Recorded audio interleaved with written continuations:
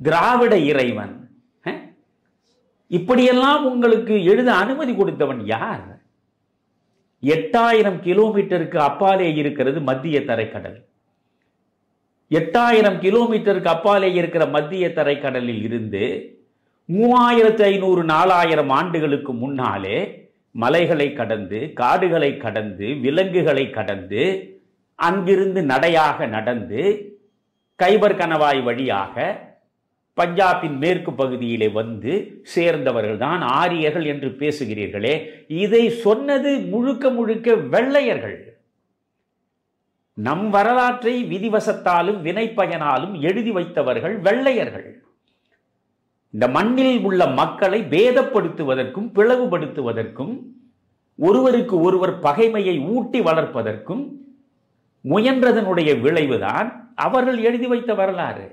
Smith வரையில் எழுதிய வரலாறு எல்லாம் அப்படிதான்.